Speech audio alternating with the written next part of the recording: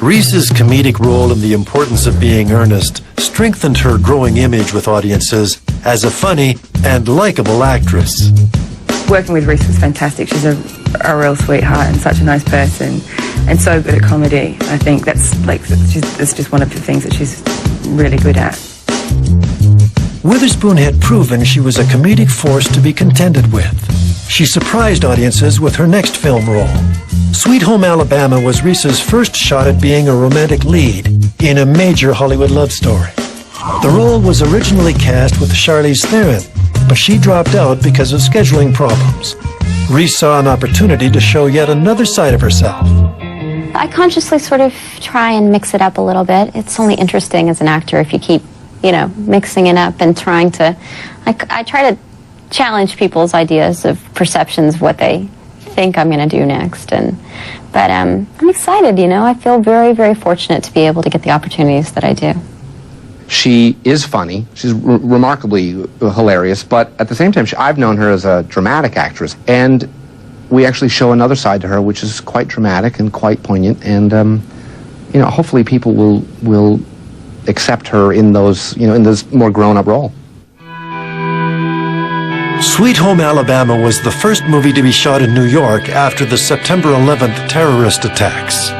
Despite the chaos, Witherspoon kept her commitment to be on the New York set. She was convinced that the movie would be a success and felt a special connection to the material, which told the story of a girl from the South who makes it in the big city. I've been going back and forth to New York and Los Angeles and coming back home to Nashville. So when I read the script, I was like, this is very representative of my own life, in the sense of moving away and trying to become successful in a different arena and then having to come home and realize who you really are.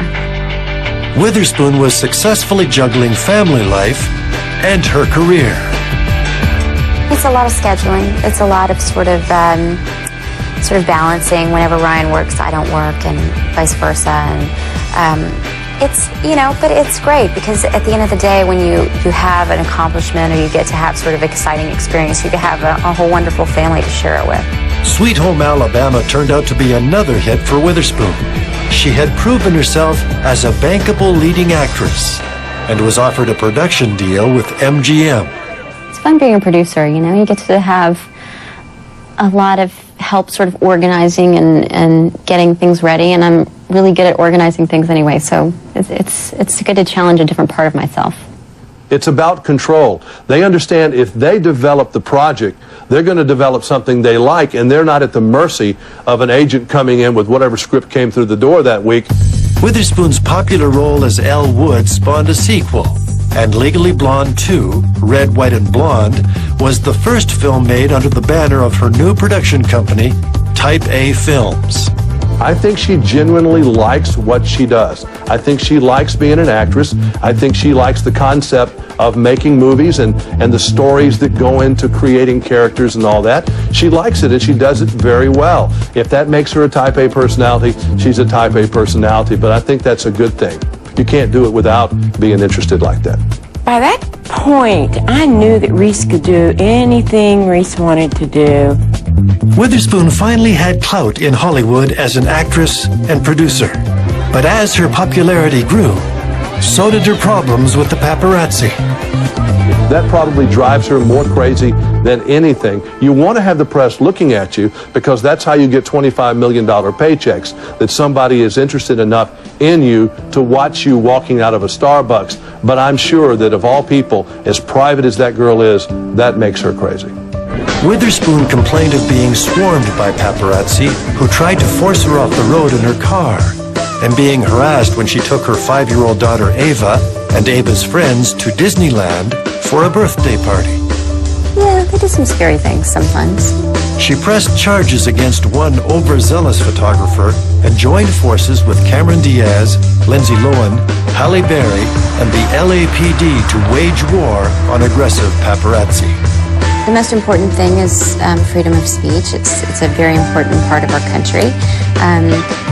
But there's been some illegal behavior going on, and that's why myself and some of my colleagues have gotten together and been talking to law enforcement, and things have definitely gotten better.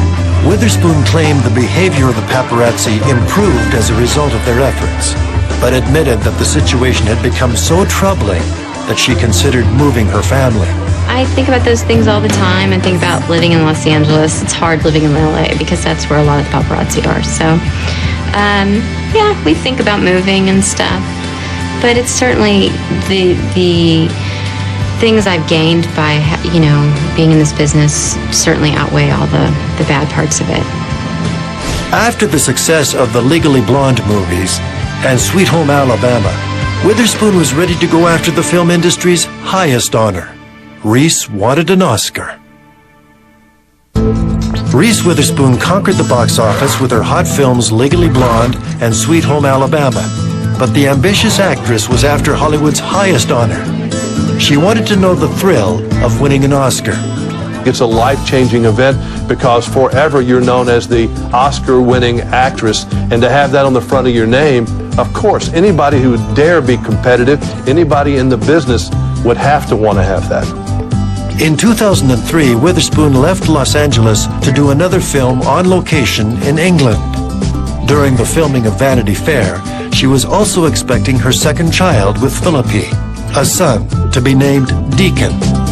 She called me up, you know, and said, "Hey, Mira, I'm pregnant," and I was just being a mother myself. I was just delighted for her, and then I realized, oops, this is the, you know, protagonist of my next movie. And then she said to me, before I could say anything, she said, "Well, can we start shooting tomorrow?" Wearing the heavy period costumes required for the shoot was exhausting for the pregnant actress. Some of them were like 30 pounds. But yeah, it was difficult. I mean, I was tired a lot, but I was lucky to work with two women. The director and the producer were both mothers, so they understood what it was like to be pregnant and tired and grumpy. After filming, Witherspoon took a break to be at home with her young family. I think you can't feel all pulled together when you have peanut butter and jelly stuck to your leg and, you know, spit up down your back. The most important thing in my life is my family and my kids. So as long as they're good, then, you know, I'm capable of, you know, going out and working and stuff. It's just, they're my main priority. So as long as they're happy, I'm happy. Then a project that featured two country music icons and had been in development for years caught her interest. Walk the Line was in pre-production forever. I knew of several actors that had been considered, and then the studio wouldn't give them any money to put a no-name in it, so they had to put stars. Witherspoon was thrilled to be cast in Walk the Line as June Carter, the daughter of country legend Maybelle Carter, who she had portrayed in her school play almost 20 years earlier. Walk the Line is the story of Johnny Cash and how he grew up and became a country singer, and how he met this woman, June Carter, who was from one of the foremost families in country music, and sort of how they couldn't be together for 12 years and toured on the road, and sort of like one of those great classic romantic stories. Witherspoon tried to back out of Walk the Line when she discovered director James Mangold wanted her and To me at such a young age. She hasn't got caught up in all the hype and the fame.